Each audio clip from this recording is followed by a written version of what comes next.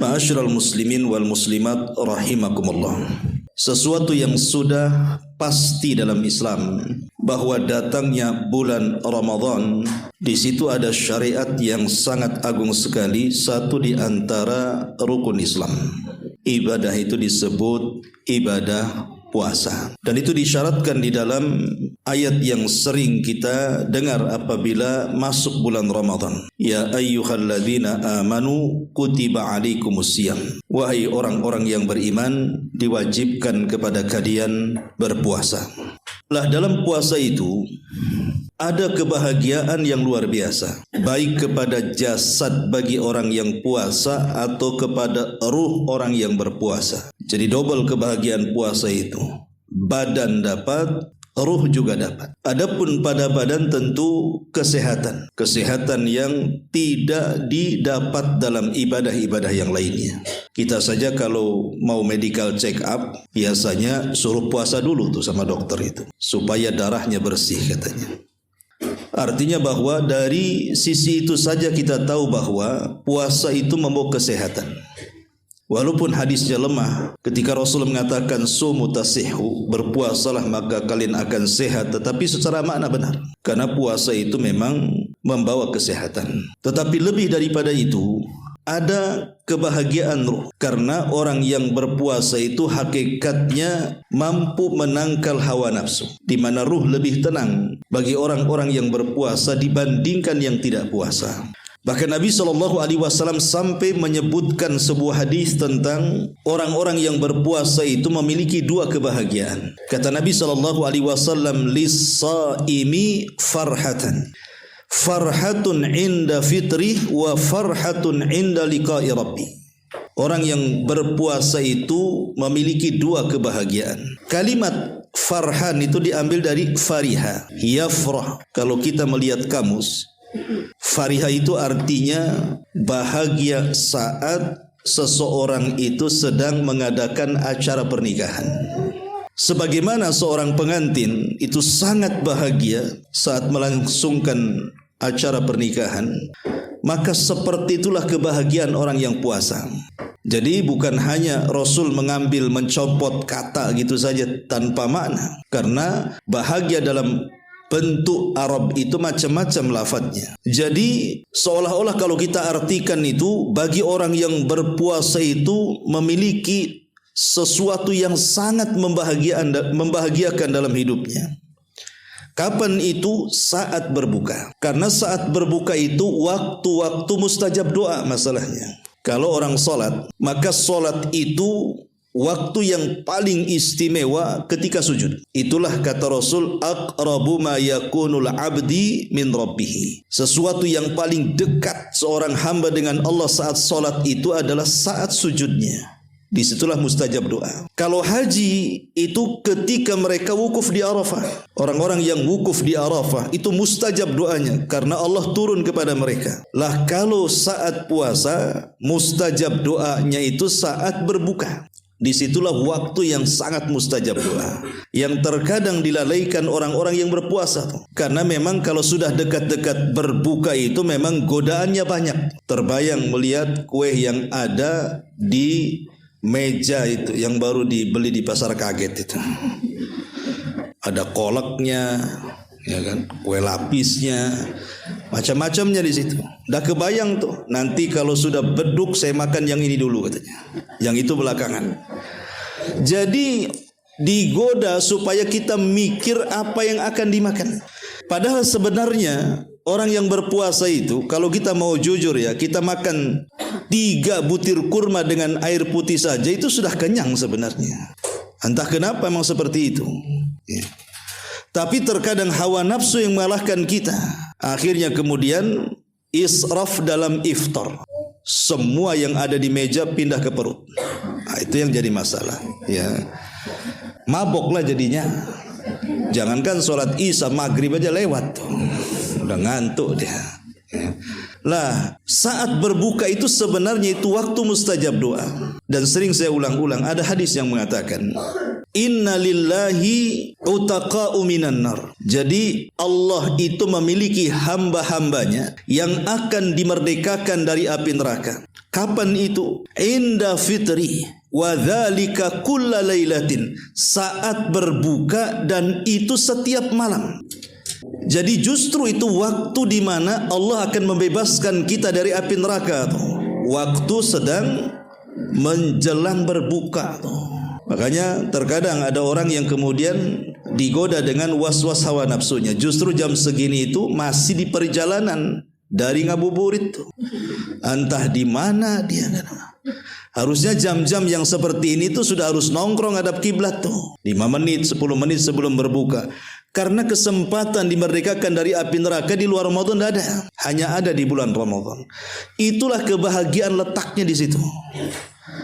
Karena Allah sendiri yang mengatakan faman zuhziha 'anil nar wa udkhilal jannah faqad faz. Siapa yang dibebaskan dari neraka dan dimasukkan ke dalam sorga, itulah kemenangan yang sesungguhnya. Jadi saat detik-detik kemenangan itu harusnya kita sudah harus fokus meminta kepada Allah. Allahumma a'tiq riqabana minan nar. Ya Allah, bebaskan kami dari api neraka. Adapun kebahagiaan yang kedua, dan itu kebahagiaan yang luar biasa, adalah inda liqa'i rabbi, saat berjumpa dengan Rabbnya. Para ulama ketika memberikan catatan kepada hadis Nabi sallallahu alaihi wasallam, as-saumu li wa ana ajzibi.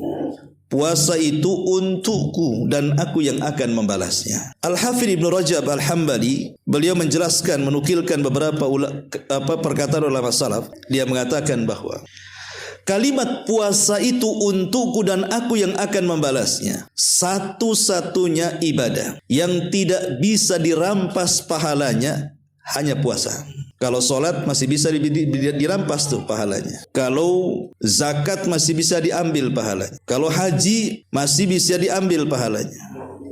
Oleh siapa? Oleh orang-orang yang kita zalimi di dunia. Boleh jadi ketika di dunia itu kita mencela orang, mencaci maki orang, menggibah orang, memukul orang, menumpahkan darah orang, mengambil hak orang, dan begitu seterusnya. Nanti pada hari kiamat kan akan terjadi barter pahala dosa tuh. Boleh jadi orang-orang yang pernah kita cela datang menghadap Allah dan mengatakan, Ya Rabb, saya ingin pahala solatnya si Anu, karena si Anu sudah mencaci maki aku. Yang lain mengatakan, Ya Allah, saya ingin pahala haji si Anu, karena dia sudah mengambil hak saya. Yang lain mengatakan, Ya Allah, saya ingin pahala birrul walidainnya si Anu, karena dia sudah menumpahkan darah saya. Dan begitu seterusnya. Tapi ketika mereka datang menghadap Allah dan mengatakan, Ya Allah, aku ingin pahala puasa si Anu, maka Allah mengatakan tidak bisa. Karena puasa itu untukku, aku yang akan membalasnya. Itulah makna kalimat as-saumu li wa ana azzibihi.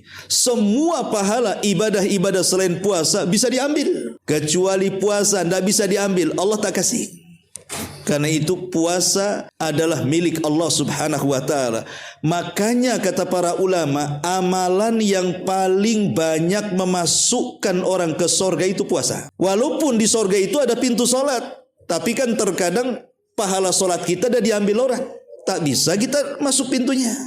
Walaupun ada pahala zakat, tapi pahala kita sudah diambil orang. Walaupun ada pahala haji, jihad, tapi kan sudah diambil orang. Tapi pahala puasa itu tidak bisa diambil orang. Makanya kebanyakan orang masuk surga itu karena puasa. Karena puasa tidak bisa dirampas oleh orang-orang yang kita zalimi. Sehingga penamaannya juga khusus, bukan bab saum, tetapi babur rayyan, di mana hanya dimasuki orang-orang yang berpuasa saja. Disitulah kebahagiaan kita ketika berjumpa dengan Allah, bahwa pahala kita tidak dikurangi, pahala kita itu masih utuh gitu ya. Dan seberapa besar pahalanya wallahu alam. Yang namanya pahala dirahasiakan itu kan kita tidak tahu Allah kasih berapa. Samalah yang sering saya contohkan, kalau seandainya saya punya pekerjaan, kemudian saya katakan kepada bapak-bapak kerja sama saya, kalau disebutkan nominalnya, kalau kecil kan malas, kalau besar baru semangat. Tapi kalau tidak disebutkan nominalnya, ya antara besar dan kecil tuh, bahkan boleh jadi tidak dibayar, ya. Sehingga di sini ada rangsangan seseorang itu untuk lebih patuh dan semangat lagi untuk bekerja.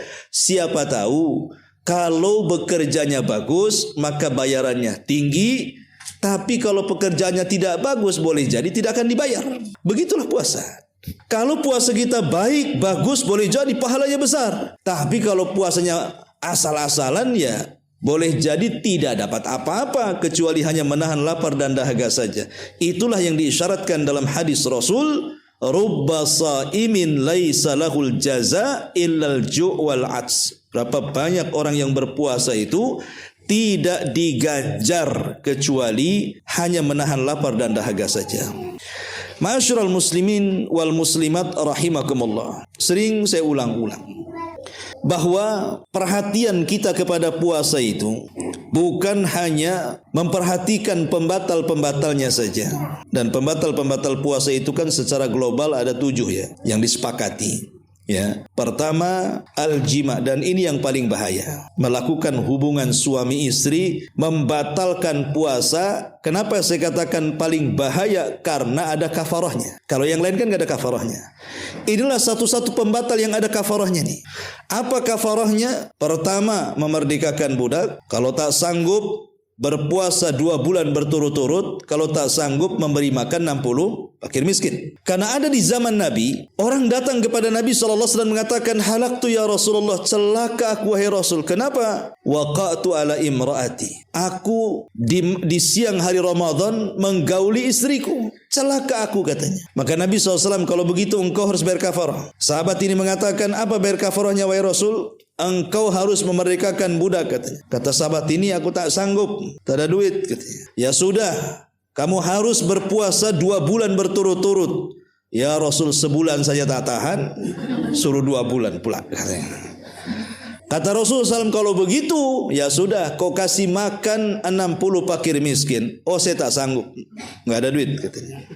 Maka Nabi SAW akhirnya mengambil 1 kresek kurma dan mengatakan, ini saya hadiahkan 1 kresek kurma ini, bagikan kepada orang-orang desamu. Tiba-tiba dia mengatakan, ya Rasulullah, 1 desa itu kaya, aku aja yang miskin. Ya sudah, ambil untuk keluargamu. Lihat bagaimana udah miskin melanggar aturan pula. Jadi ini contoh bagaimana jima itu paling bahaya, maka jauh-jauh. Ya, yang kedua, al-istimna. Bahasanya mengeluarkan sperma dengan tangan, mengeluarkan sperma dengan alat-alat dan begitu seterusnya. Memang ada khilaf ulama, tapi jumhur mengatakan batal puasanya karena tujuan puasa itu menahan syahwat. Orang ini tidak sedang menahan syahwatnya. Kemudian yang ketiga, makan dan minum sudah jelas. Makan dan minum sudah jelas. Kecuali kalau lupa. Pamannya awal Ramadan, lupa jam 8 tidur, kemudian jam 10 bangun, lupa dia sedang puasa, nyerbu dapur. Nampaklah ada 2 piring nasi, habis dimakan dia. Kemudian sudah 2 piring, ingat dia. Maka ketika ingat, kalau masih ada 1 suap di mulut, lepehkan, kumur-kumur, lanjutkan. Kalau memang dia ingat, kalau tidak ingat, ya tidak masalah. Lalu yang 2 piring itu cemana itu? Ya sudah, udah masuk, cemana pula. Artinya kalau lupa tidak ada masalah, tapi jangan pura-pura lupa. Ya, jadi hanya lupa saja dibolehkan. Sama juga dengan jima. Ya, kalau lupa tidak ada masalah. Tapi kalau tidak lupa, batal puasanya.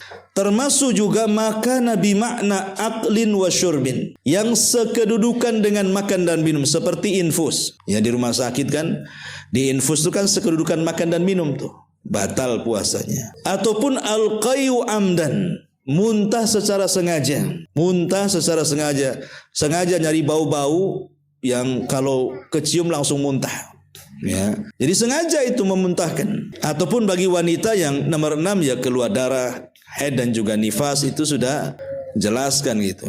Kemudian yang ke-7 ini memang menjadi khilaf ulama tentang hijamah. Cuman Imam Ahmad mengatakan, kalau orang bekam kemudian darahnya keluar sampai melemahkan puasanya, batal. Kalau sampai melemahkan puasanya. Tapi kalau tidak melemahkan puasanya, tidak batal. Ya, sama dengan orang yang giginya coplak, akhirnya keluar darah, tidak batal. Ya. Ini secara global ya. Ya, banyak juga pembatal-pembatal yang diperselisihkan. Ada yang dianggap pembatal padahal bukan, dan begitu seterusnya. Tapi yang jelas bahwa 7 perkara ini hanya sekedar membatalkan puasa. Tidak ada kaitan dengan membatalkan pahala. Karena membatalkan pahala itu beda. Tetapi kaedahnya, orang yang membatalkan puasa secara otomatis batal pahalanya. Orang yang batal puasa secara otomatis batal pahalanya. Tapi orang yang batal pahalanya tidak mesti batal puasanya. Bisa saja puasanya sah, tapi tak berpahala. Ya, contohnya umpamanya orang yang sedang berpuasa tapi lisannya tidak berpuasa, masih saja ngerumpi, masih saja menggibah, masih saja kemudian ngomongin orang. Sah puasanya, tapi tidak berpahala. Atau sepanjang puasa itu umpamanya kan sekarang sudah modern nih, ada handphone, ya. Nonton film saja, nonton drakor berseri, ya. Dari pagi sampai panas handphonenya itu, ya. Lah ini untuk apa puasa? Sah puasanya memang, tapi nggak dapat apa-apa kan? Karena dia menonton sesuatu yang tidak ada faedahnya. Atau dia sedang puasa, tidur terus karena malamnya dia begadang. Tidur, parah tidurnya dari jam 6 sampai jam 6. Kapan puasanya itu? Lah ini kan puasa nggak dapat apa-apa, tidur terus. Ya. Ataupun persaksian palsu, karena ada hadis yang mengatakan malam yada qaula zur wal amala bihi falillahi laisa lillahi hajatun fi an yada'a ta'amahu wa syarabahu. Kata Rasul, siapa yang belum bisa meninggalkan persaksian palsu dan melakukan hal-hal kefasikan, maka bagi Allah tidak ada hajat untuk mengganjar ketika dia menahan lapar dan dahaganya. Nggak dapat apa-apa. Ya. Nah dari sini kita tahu bahwa ada yang membatalkan puasanya, ada yang membatalkan pahala puasanya. Maka wajar kalau Imam Ghazali kemudian membagi puasa itu menjadi 3 bagian. Pertama, puasanya orang awam. Yang kedua, puasanya orang khawas. Yang ketiga, puasanya akhassul khawas namanya. Adapun puasanya orang awam, puasanya hanya puasa perut saja. Dia tahan lapar, dia tahan haus, dia tahan syahwat. Sudah sampai di situ saja. Yang penting sah. Dan itu kebanyakan. Kebanyakan orang puasa itu justru terjerumus kepada puasanya orang awam itu. Puasa bang, puasalah. Saya belum makan, belum minum. Istri saya pun saya tinggal. Hanya sebatas itu. Itu namanya puasanya orang awam. Hanya menggugurkan kewajiban. Lah di atasnya puasa orang awam ada namanya puasa khawas. Khawas itu artinya lebih meningkat 1 tingkat. Bukan perutnya saja dia berpuasa, seluruh anggota badannya dia berpuasa juga. Matanya ikut puasa, telinganya ikut puasa, mulutnya ikut puasa, tangan kakinya ikut puasa. Nah, ini masih mendingan lah dibandingkan puasa orang awam. Tetapi tentu level tertinggi disebut akhassul khawas. Inilah tujuan daripada disyariatkannya puasa, la'allakum tattaqun, agar kita bertakwa. Takwa itu di mana? Di hati. Sehingga puasanya bukan hanya perutnya saja, bukan hanya raganya saja, tapi sampai ke tingkat hatinya dia berpuasa.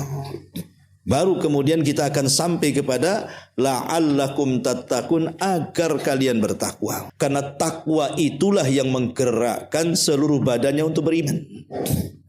Ma'asyiral muslimin wal muslimat rahimakumullah. Disebutkan 3 hal yang penting bagi orang yang puasa itu. Ada 3 hal yang penting bagi orang yang berpuasa seperti yang disebutkan oleh Abu Syuja di dalam kitabnya Matan Ghayah al-Ikhtisar. Apa kata beliau di sini? Kata Abu Syuja, wa yustahabbu fi shaumi 3 asya. Wa yustahabbu fi shaumi 3 asya.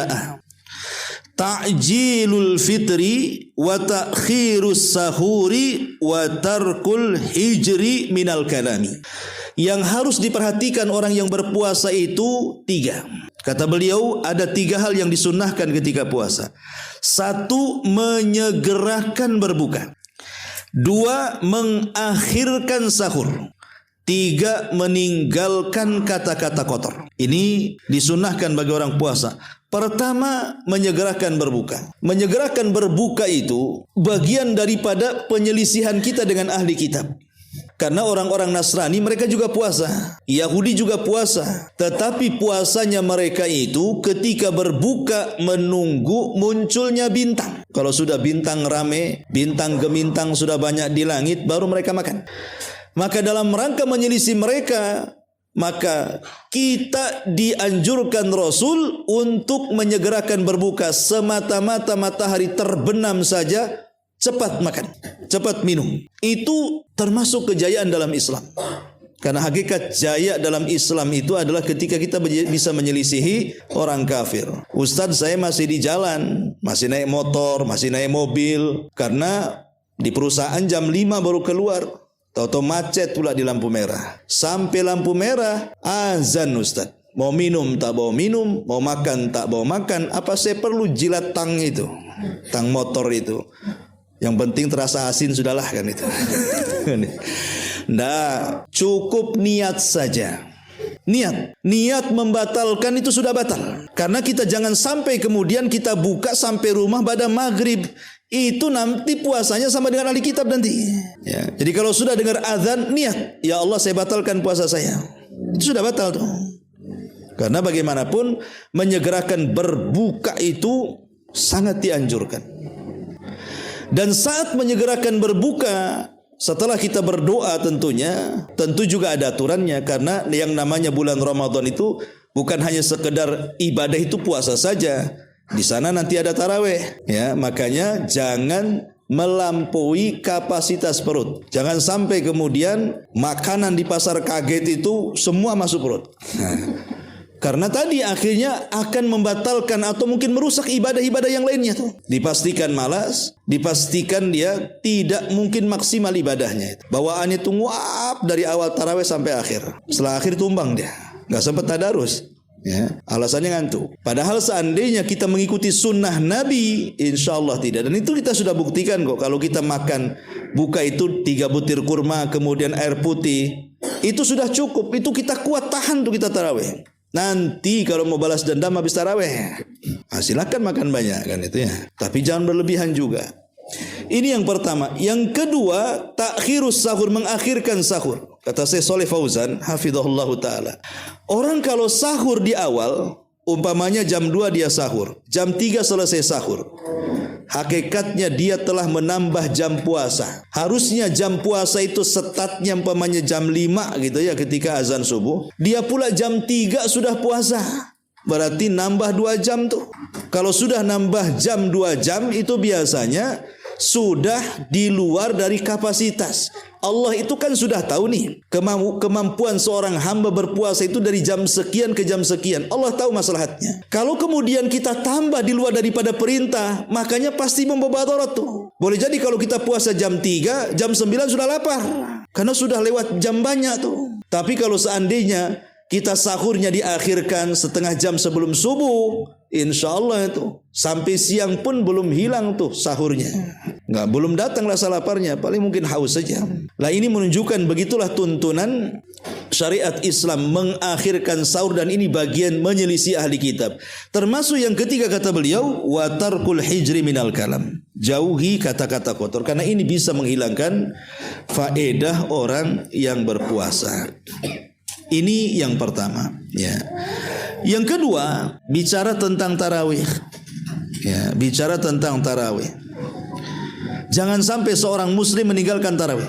Jangan sampai seorang muslim meninggalkan tarawih di bulan Ramadan. Adapun adab-adab tarawih, pertama, bertarawih itu disunnahkan berjamaah. Imam Ahmad ibn Hanbal rahimahullahu taala, beliau mengatakan yujibuni an yusalliya ma'al imam. Aku suka, kata Imam Ahmad, kalau solat tarawih itu aku solat bersama imam, artinya berjamaah.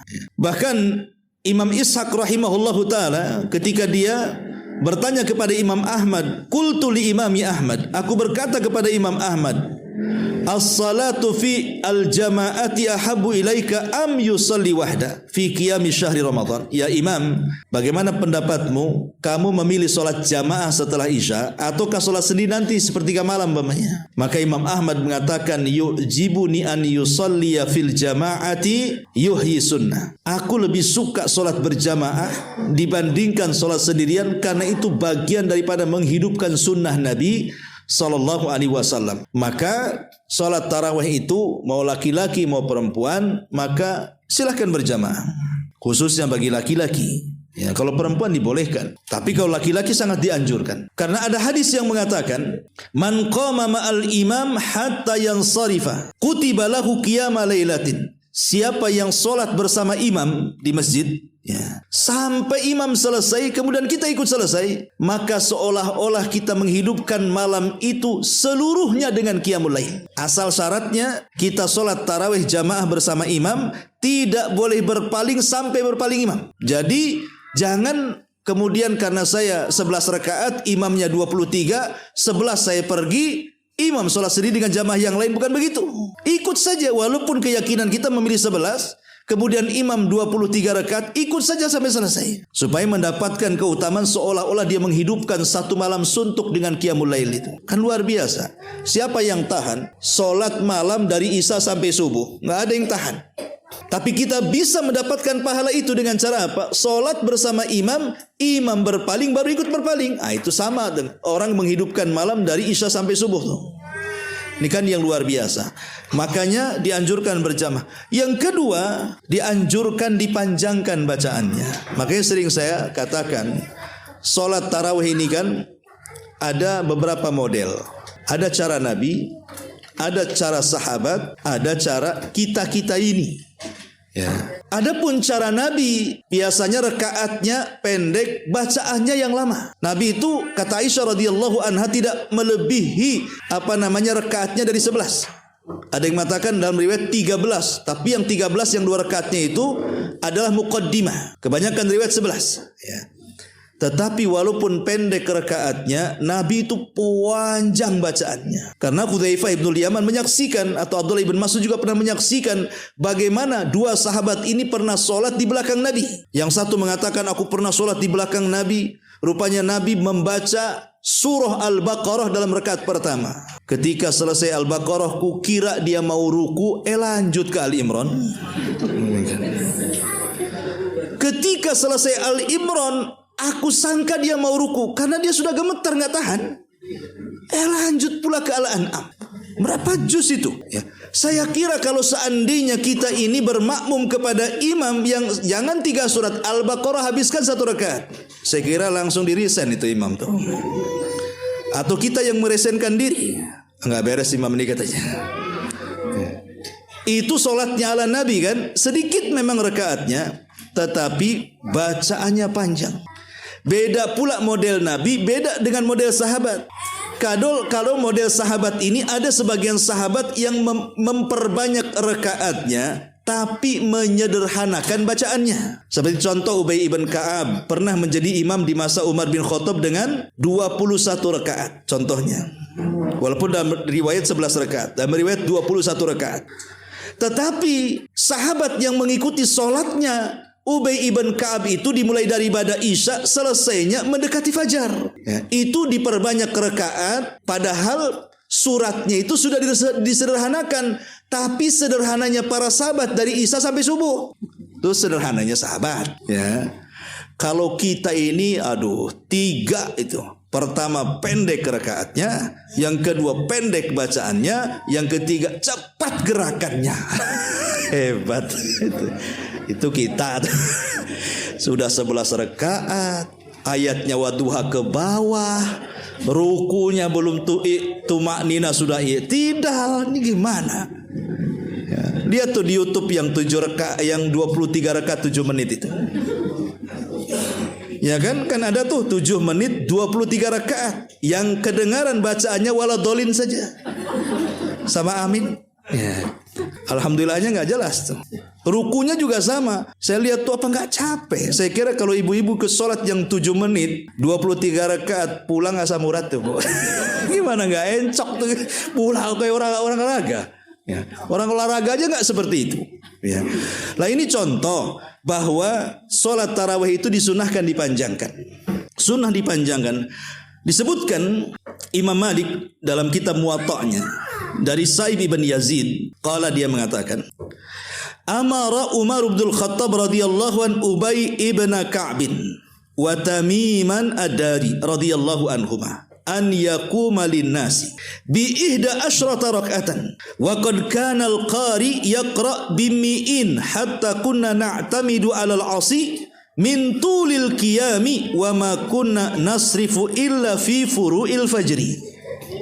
Kata Sa'ib ibn Yazid, dia mengatakan, Umar bin Khattab radhiyallahu an di zamannya memerintahkan dua sahabat, Ubay ibn Ka'ab dan Tamim ad-Dari, untuk menjadi imam manusia dengan 11 rakaat. Kemudian dia berkata, sungguh pembaca Quran atau imam itu rata-rata mereka membaca setiap rakaat di atas 100 ayat.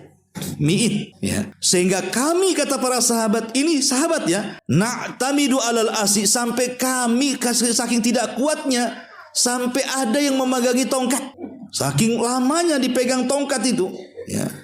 Min tulil qiyam, karena lamanya berdiri. Apa kata mereka? Wa ma kunna nansarifu illa fi furu'il fajri, kami tidak berpaling dari solat ini kecuali mendekati fajar, dari isya sampai mendekati fajar sebaiknya. Jadi disunahkan tarawih itu dipanjangkan, ya. Tapi kan kenyataan di masyarakat kan tidak. Bahkan imam makmumnya sepakat kadang-kadang rakaat keduanya kulhu aja. Udah sepakat itu. Nanti kalau enggak ditinggalkan makmumnya, ya. Nah ini kan hal-hal yang seperti ini tidak disunahkan. Disunahkan tuh panjang bacaannya, ya. Bahkan disebutkan oleh Abdullah ibn Bakar, dia mengatakan, yaku sami'tu abi, kata Abdullah ibn Abi Bakar, Abdullah ibn Bakar, dia mengatakan, aku mendengar bapakku Yakul berkata, kunna nansarifu fi Ramadan minal qiyam, kami loh berpaling dari solat malam itu, fanasta'jilu al-khidmah bitta'ami makhafatan futas sahur, lekas-lekas pulang untuk membantu menyediakan makan sahur, karena takut kalau seandainya tidak bisa sahur. Dalam riwayat makhafatal fajri, takut datangnya waktu fajar. Nah, itulah para sahabat yang mencontohkan kepada kita tentang panjang bacaannya. Dan disunnahkan juga salat tarawih itu langsung setelah isya. Langsung setelah isya itu disunnahkan. Lah kenapa disebut tarawih? Apa bedanya dengan qiyamul lail? Kalau qiyam di sana kan ada tahajud, ada istilahnya. Qiyamul lail, ada istilah tahajud, ada istilah tarawih. Apa bedanya? Ya. Kalau qiyamul lail itu umum, tidak mesti salat. Baca Quran di malam hari disebut qiyamul lail. Berwudu di malam hari disebut qiyamul lail. Berzikir di malam hari disebut qiyamul lail. Itu umum tuh qiyamul lail. Ya. Kemudian kalau tahajud itu biasanya solat yang dilakukan setelah tidur, itu disebut tahajud, ya. Kalau tarawih itu ma'ruf, solat qiyam lail yang dikerjakan selepas isya. Disebut tarawih karena setiap 2 rakaat atau 4 rakaat ada istirahatnya. Makanya disebut tarawih. Tarawih itu artinya istirahat. Jadi 2 rakaat salam, ya duduk dulu, nyantai dulu, baca Quran dulu. Nanti atau habis 4 rakaat duduk dulu, nyantai dulu. Nah, makanya kita lihat kalau di Mekah itu kan, kalau pas Ramadan biasanya habis isya tarawih. Nanti jam 9 biasanya imamnya pulang dulu, ya kan? Nanti jam 12 datang lagi. Nah, kan istirahat tuh, dikasih waktu istirahat, ya. Makanya kalau yang etikaf di sana kalau ingin keluar malam-malam di atas jam 9 sebelum jam 12. Ya, karena di situ ada istirahatnya. Lah karena memang tarawih itu istirahat. Ini ada orang sholat tarawih nggak ada istirahatnya tuh. Terus saja dibabat habis 11 rakaat tuh. Harusnya kan ada istirahat dulu. Namanya sholat tarawih, ya. Jadi yang harus dipahami tentang sholat tarawih. Tapi kalau seandainya Allah takdirkan kita luput nih, kita luput, umpamanya datang ke masjid tahu-tahu sedang tarawih, kita belum isya pula, maka tetap kita ikut jamaah tarawih dengan niat isya. Jadi imamnya sholat sunnah tarawih, kita makmumnya yang belum isya langsung gabung, tapi kita sholat isya dia tarawih, supaya kita tetap mendapatkan pahala jamaah saat sholat isya. Nah ini jadi penting juga orang itu memperhatikan adab-adab tarawih ini. Kemudian yang ketiga, qiraatul Quran, membaca Al-Quran. Karena Ramadan itu kan karena identik dengan bulan Quran, secara otomatis maka ibadah membaca Quran itu menjadi prioritas. Dan alhamdulillah dari dulu sampai sekarang, kalau datang bulan Ramadan itu kan pasti adalah orang-orang itu masih punya perhatian dengan Quran. Walaupun di zaman dulu lebih perhatian lagi dengan Quran, sebelum ada handphone kan. Tapi setelah ada handphone, kurang orang itu dengan Quran. Tetapi alhamdulillah biidznillah bimannihi wa karamih masih adalah di masjid-masjid itu ada orang yang membaca Quran. Tapi kita yang sudah hijrah mengenal sunnah tentu harus dipahami bahwa Ramadan ini bulan Quran, maka kesempatan kita untuk membaca Al-Quran sebanyak-banyaknya. Disebutkan dari kisah-kisah ulama salaf, ya, bagaimana perhatian mereka terhadap Quran itu. Contoh umpamanya, dijelaskan Al-Imam Asy-Syafi'i rahimahullahu ta'ala disebut dengan Imamud Dunya wa Nasirus Sunnah, yang menjelaskan Rabi' ibn Sulaiman rahimahullahu ta'ala, dia mengatakan kana Syafi'iyyu yakhtimul Qur'ana fi syahri Ramadan sittina khatmatan yaqra'uha fi ghairi salati. Sebutkan dalam kitab Syiar Alamin Nubala Al-Imam Adz-Dzahabi dari Rabi' ibn Sulaiman, muridnya Imam Syafi'i, dia mengatakan adalah Imam Syafi'i, dia menghatamkan Al-Quran di bulan Ramadan 60 kali hatam di luar daripada salat. Di luar daripada salat beliau menghatamkan 60 kali, berarti 1 kali di siang hari, 1 kali di malam hari. Itu Imam Syafi'i. Kalau ibu 1 ayat di siang hari, 1 ayat di malam hari, 60 ayat jadinya, ya. Ini menunjukkan bagaimana ulama salaf dulu itu luar biasa. Contoh yang lain, ya. Al-Hafidh Ibnu Asyakir, Hafidh Ibnu Asyakir, seorang alim ulama hadis, dia mengatakan, dikatakan kepada beliau, yakhtimu kulla jum'atin wa yakhtimu fi Ramadan kulla yaumin wa kana katsir an-nawafil wal adhkar. Hafidh Ibnu Asyakir ini dijelaskan, kalau di luar Ramadan tiap Jumat dihatamkan. Setiap Jumat 1 kali dihatamkan. Tapi kalau sudah masuk Ramadan, maka dia setiap hari siang dan malam itu 1 kali. Berarti 30 kali hatam dalam sebulan, ya. Kemudian Imam Bukhari, wa kana al-Imamul Bukhari yakhtimu fi Ramadan fi an-nahari kulla yaumin khatmah wa yaqumu ba'da tarawih kulla 3 layalin bi khatmah. Imam Bukhari itu kalau di siang hari dia hatamkan 1 kali, kalau di malam hari setelah tarawih setiap 3 malam 1 kali. Setiap 3 malam 1 kali. Tapi kalau siang 1 kali hatam. Itu Imam Bukhari, ya. Kemudian juga Al-Aswad rahimahullahu ta'ala disebutkan dalam kitab Hilyah Al-Awliya, yakhtimul Qur'ana fi Ramadan fi kulli lailatin fi kulli lailataini wa kana yakhtimu fi ghairi Ramadan fi kulli 6 layali. Beliau Al-Aswad rahimahullahu ta'ala menghatamkan Quran di bulan Ramadan itu setiap 2 malam sekali. Kalau di luar Ramadan setiap 6 hari sekali. Itu Imam Al-Aswad, ya. Termasuk Sufyan Ats-Tsauri rahimahullahu taala, idza dakhala Ramadan taraka jami'al ibadat illa al-qiraah. Semua ibadah-ibadah sunnah ditinggalkan dia kecuali baca Quran. Itu Sufyan Ats-Tsauri. Bahkan Imam Malik rahimahullah juga dikatakan taraka darsa. Semua darasnya ditinggalkan. Wa yatawajjah ila al-qiraah, dan dia mengarah kepada ibadah qiraah, dan dia memegang mushaf walaupun dia hafal Quran. Bahkan Imam Zuhri, idza dakhala Ramadan, apabila masuk Ramadan, dia mengatakan innama huwa qiraatul Quran wa it'amut ta'am. 2 ibadah penting kata Zuhri. Pertama baca Quran, yang kedua ngasih makan orang. Dari uraian-uraian ulama salaf ini, kita tahu bahwa sebagian besar ulama salaf itu sangat memperhatikan Quran. Sangat memperhatikan Quran. Sehingga sebagian para ulama mengatakan, kelompok manusia itu terbagi menjadi 2. Kelompok manusia itu terbagi menjadi 2. Kelompok yang pertama, kelompok yang memang orang alim. Orang alim artinya memang dia bukan hanya sekedar hafal Quran, tapi dia juga alim dalam agama. Maka kelompok ini sebaiknya bukan hanya membaca Quran, menghatamkan, targetnya menghatamkan Quran saja, tapi juga dianjurkan untuk tadabbur dengan ayat-ayatnya, karena dia punya pengetahuan masalahnya. Kemudian kelompok yang kedua orang awam. Lah orang awam yang bukan para thalabatul ilmi, bukan para ulama. Maka orang awam ini terbagi menjadi 3. Ya. Ada yang lancar bacanya, ada yang tertatih-tatih bacanya, ada yang tak bunyi karena tak bisa baca. Ya. Ini orang awam. Ya.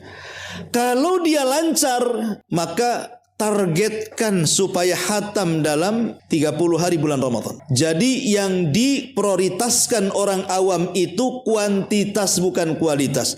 Baca saja, yang penting cepat hatam. Ya tentu dengan tartil. Kalau Allah anugerahkan lidahnya mudah membaca Quran, maka targetnya hatamkan. Yang kedua, kalau tertatih-tatih baru selesai Iqra dia, masih susah nyambung-nyambungkan ayat aja bingung, ya. Baca saja, tidak perlu cerita hatam sekian-sekian. Jangankan hatam sekian, satu surat aja sebulan. Namanya orang baru tertatih-tatih, tetapi ingat bahwa orang seperti ini tetap dapat 2 pahala. Walladzi yatata'ta fil qiraati lahu ajran, kata Rasul. Orang yang tertatih-tatih karena baru belajar Quran tetap dapat 2 pahala. Pahala kesungguhan membaca dan pahala bacaan Quran itu sendiri. Tetap baca, ya. Adapun yang tidak bisa baca, tidak bisa bunyi karena mungkin baru masuk Islam, dia mu'alaf, ya. Ketika ditanya, sudah berapa hari kamu masuk Islam? 20 tahun Ustaz. Itu bukan mu'alaf, memang dia malas dia belajar, ya. Jadi mu'alaf itu ya baru beberapa hari kan tidak bisa baca Quran. Maka kalau dia tidak bisa baca Quran, cukup dengarkan saja. Dengarkan, mendengarkan dapat pahala. Karena Rasul pun meminta kepada Abdullah bin Mas'ud untuk dibacakan Quran dan Rasul mendengar. Dia mengatakan, ya Umma Abdin, kunyah daripada Abdullah bin Mas'ud, Iqra alayyal Quran, bacakan Quran untukku.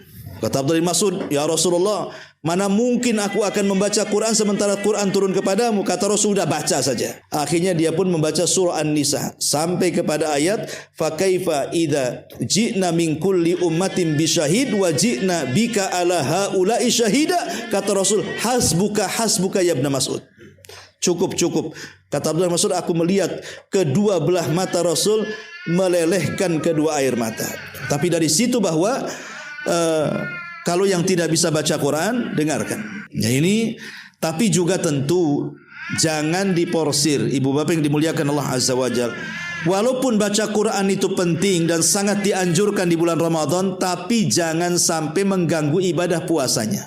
Dihantam baca, akhirnya haus. Kan masalah, ya. Baca haus. Nanti kalau haus bu, itu matanya itu kayak fata morgana jadinya. Nengok meja itu kayak ada air, kan repot jadinya ya. Nah, walaupun itu memang dianjurkan, makanya kenapa kata para ulama seperti yang dikutip oleh Imam Sufyan ibn Uyainah rahimahullah taala mengatakan afdalul qiraati fi lailati Ramadan. Seafdal-afdalnya baca Quran di bulan Ramadan itu di malam harinya.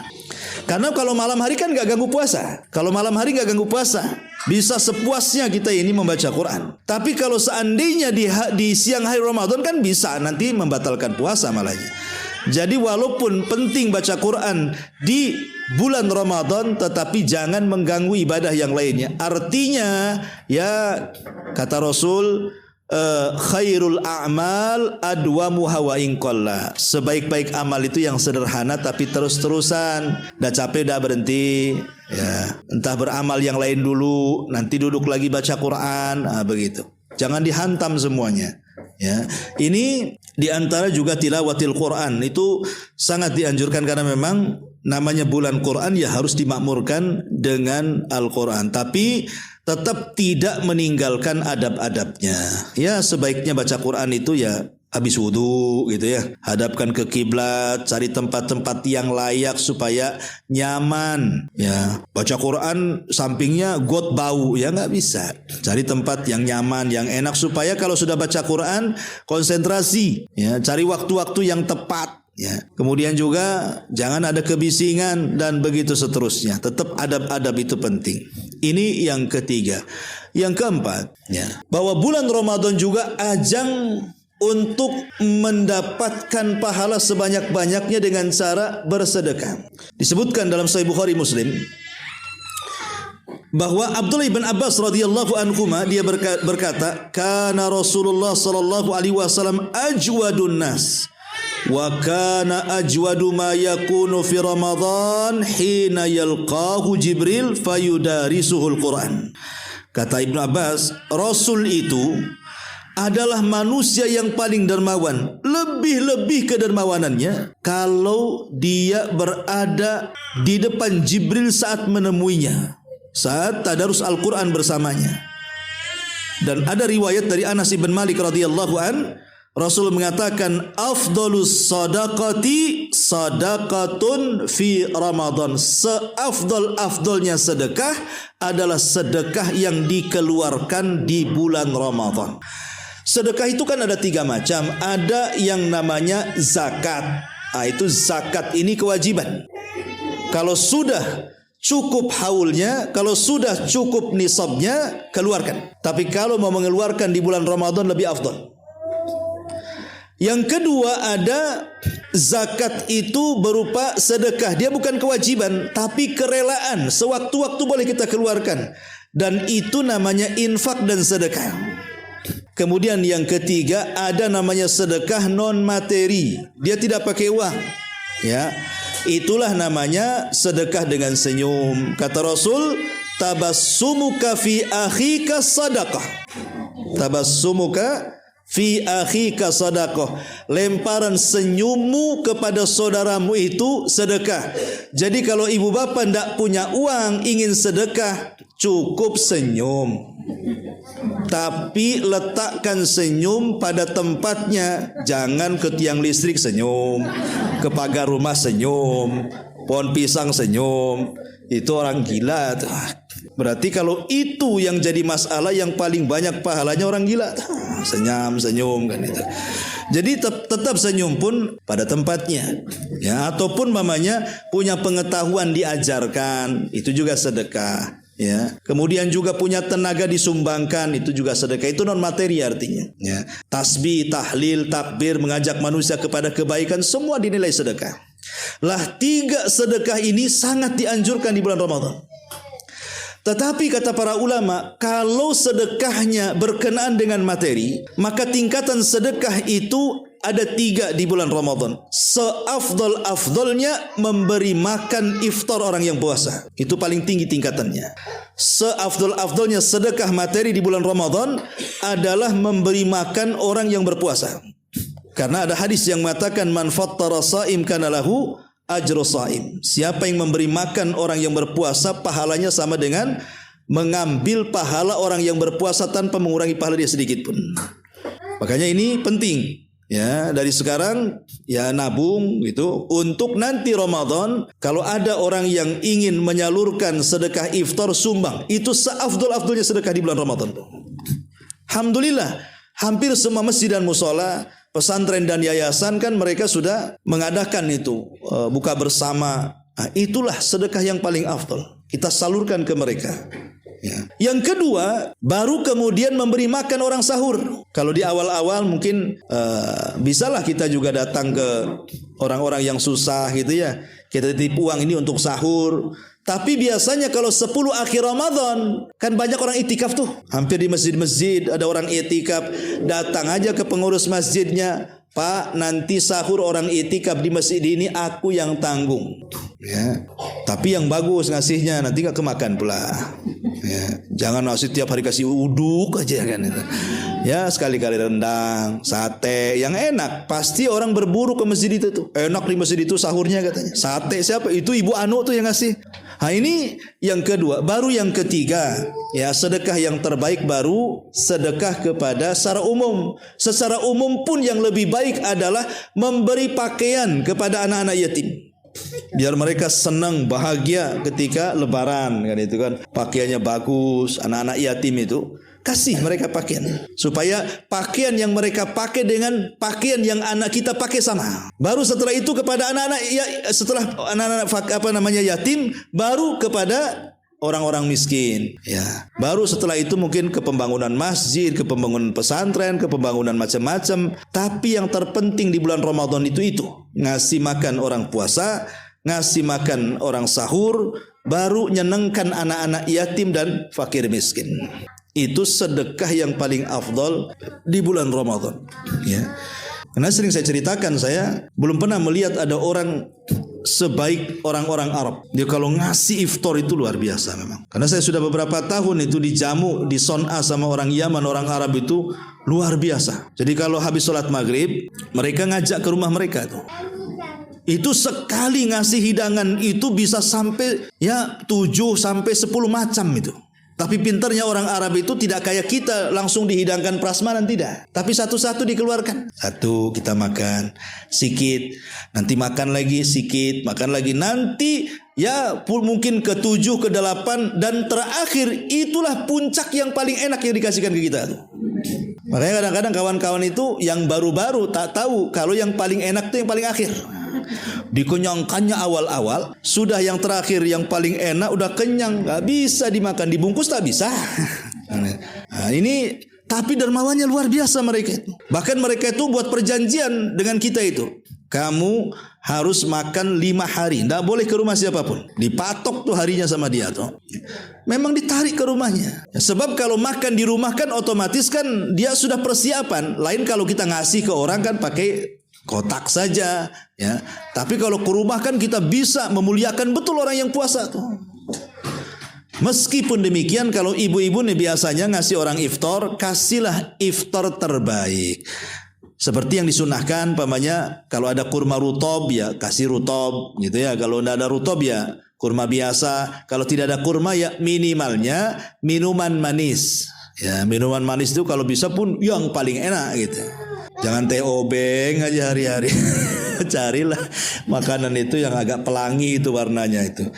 Taib. Ini juga diantara amalan juga sunnah-sunnah tentang masalah sedekah ini banyak manfaatnya. Jelas sekali banyak manfaatnya. Ya. Pertama, diantara manfaat sedekah itu kata Nabi SAW bisa tadfa'u 'annal bala. Bisa mencegah dari kita turunnya musibah, bencana, ujian dan macam-macamnya. Kata Rasul, dawau mardakum bis sadaqah. Obati orang sakit kalian dengan sedekah. Ya. Yang kedua, atharu tayyib fi qabuli da'awat. Memiliki pengaruh yang baik ketika kita berdoa. Jadi doa kita makin mustajab. Dengan sedekah kita itu mempengaruhi doa kita. Sebagaimana disebutkan oleh Imam Ibnul Qayyim rahimahullahu ta'ala. Karena ada hadis yang mengatakan sana'iul ma'ruf taqi masari'is su. Bahwa sedekah yang baik itu bisa mencegah hal-hal yang buruk kepada dia. Kemudian yang ketiga, ziyadatun fir rizki. Bisa menambah rizki. Sedekah itu bisa menambah rizki. Ma naqasa min mali sadaqah. Harta yang disedekahkan tidak mungkin kurang. Dan lebih daripada itu, sedekah bisa menjauhkan kita dari azab dan memasukkan kita ke dalam surga. Dan setiap pagi kita didoakan oleh para malaikat dengan keberkahan umur dan rizki. Dan banyak lagi. Kemudian yang kelima, baru bicara tentang i'tikaf. I'tikaf itu berarti sudah di penghujung Ramadan. Kita tahu bahwa ada kaedah yang mengatakan ar-Ramadan wal khawatim. Ar-Ramadan wal khawatim. Ramadan itu ditentukan oleh akhirnya. Ramadan itu ditentukan oleh akhirnya. Dalam persepak bolaan itu namanya sudah final. Bukan semi lagi, dah final tuh, babak final. Ya, berarti tinggal sedikit tuh pemenangnya. Dalam segala hal biasanya yang akhir-akhir itu sesuatu baik, sesuatu yang baik. Contoh umpamanya umur kita. Dari umur 1 tahun ke 15 tahun itu awal. Tengahnya dari 15 tahun ke 40 tahun. Akhirnya dari 40 tahun sampai mati. Umur yang paling baik adalah 40 tahun ke atas, karena itu penentu selamat dan tidaknya dia di dunia dan akhirat. Siapa yang di usia 40 tahun dapat hidayah, hijrah, bertobat, berubah, maka insya Allah Allah akan kasih akhir yang baik. Tapi usia 40 tahun dia kok nggak berubah-berubah, ya tua-tua keladi, makin tua jadi apa gitu kan. Nah ini susah dapat hidayah. Ini umur, ya. Atau contoh saja hari, ada siang ada malam, ya. Siangnya lah umpamanya dari terbit matahari ke zuhur itu awal, dari zuhur ke asar itu tengah, dari asar ke maghrib itu akhir. Yang akhir itu istimewa karena di situ ada salat wusta, salat asar. Malam juga sama, ya. dari jam 6 sampai jam 10 awal malam, dari jam 10 sampai jam 2 tengah malam, dari jam 2 sampai subuh akhir malam. Yang paling utama akhirnya disebut dengan thuluthul lailil akhir. Disitulah Allah turun kemudian berfirman, siapa yang berdoa ku kabulkan, siapa yang minta ku kasih, siapa yang minta ampun ku ampuni dia. Ataupun dalam pekanan, ketika Allah menciptakan langit dan bumi, berapa hari? 6 hari. Ketika Allah menciptakan langit dan bumi itu 6 hari, dimulai hari Ahad dan diakhiri hari Jumat. Kita bagi itu hari itu. Ahad, Senin pertama, Selasa, Rabu pertengahannya, Kamis, Jumat akhirnya. Mana yang lebih utama? Kamis dan Jumat. Kamis ada puasa, Jumat pemimpin hari. Ya. Atau umpamanya bulan. Dalam setahun itu kan 12 bulan. Kita bagi 3. Muharram, Safar, Rabiul Awal, Rabiul Akhir. Nah, ini awalnya. Tengahnya Jumadil Awal, Jumadil Akhir, Rajab, Sya'ban. Akhirnya Ramadan, Syawal, Dzulqa'dah, Dzulhijjah. Coba bayangkan, akhirnya ada Ramadannya, ada Asyurul Hurumnya 2 lagi, Dzulqa'dah dan Dzulhijjah. Sesuatu yang akhir itu baik. Sesuatu yang akhir itu baik. Maka Ramadan juga ada awal Ramadan 1 sampai 10, ada tengah Ramadan 10 sampai 20, ada akhir Ramadan 20 sampai 30. Akhir itu yang paling baik. Makanya Nabi SAW yang paling semangat itu di akhirnya. Dari sini saya nasihatkan, jangan diporsir semangat di awal, lumpuh di akhir. Kan kebanyakan begitu, semangat di awal. Subhanallah, kadang-kadang di awal Ramadan yang hamil 8 bulan 10 hari datang, yang bawa anak datang, semua datang. Bagus, tidak? Bagus sekali. Dari awal sampai 10 itu luar biasa semangatnya kaum muslimin itu. Itu kalau ada masjid lantai 10 penuh tuh lantai-lantai itu. Kalau awal, ya. Kalau akhir roboh tuh itunya lantainya, ya. Itu kalau awal luar biasa tuh. Memang begitu ya. Fenomena apa saya tidak tahu ya. Padahal Nabi SAW itu yang paling semangat akhirnya. Apa kata Aisyah radhiyallahu anha? Kana an-nabiyyu sallallahu alaihi wasallam idza dakhala al-ashra shadda mi'zara wa aiqadha ahlah. Rasul kalau masuk 10 akhir Ramadan dikencangkan betul tuh sarungnya. Tanda semangat. Dia bangunkan betul keluarganya untuk ibadah. Ya. Kenapa? Karena tahu disitulah letak keberhasilan di bulan Ramadan. Akhir, bukan awal. Ya, kadang-kadang dibalik sama kita, awal dulu semangat, yang ngaji semangat, yang sholat semangat, yang sedekah semangat, nanti pertengahannya mulai kendor kan? Yang ngaji sayup-sayup, biasa sampai jam 12 kok jam 9 udah berhenti. Ya. Suaranya makin hilang. Mana yang semangat itu? Ya. Sandal pun mulai berjajar makin depan. Ya. Karena sudah, ya, yang sholat pun makin ada kemajuan, maju ke depan. Kan gitu ya. Makin maju. Tak berapa saf aja di dalam itu. Yang sedekah pun mulai yang enak-enak di awal, tengah-tengah, aduh mulai goreng pisang, goreng bakwan, mulai goreng-goreng minyak semua itu. Udah berkurang. Lah ini kan kalau sedekahnya berkurang, cemana nanti akhirnya? Karena biasanya umumnya di masyarakat kita ini mereka sebenarnya sudah tahu akhir Ramadan itu paling bagus adalah Lailatul Qadarnya kan. Entah kenapa justru malah meninggalkan masjid karena mungkin boleh jadi sibuk mau pulang kampung, saya nggak tahu kan itu. Sibuk takut nanti di jalan macet gitu. Maka pulang 10 terakhir Ramadan itu. Ataupun sibuk dia mikir gorden, oh dari dulu batik aja katanya. Nah, ini pusing akhirnya ngecat rumah, ngitung toples kan katanya. Ini toples ini apa ini isinya? Ya. Lah hal-hal yang seperti ini tuh kalau bisa kita yang sudah ngaji itu dan nanti saja. Makanya kalau nyiapin toples itu sekarang.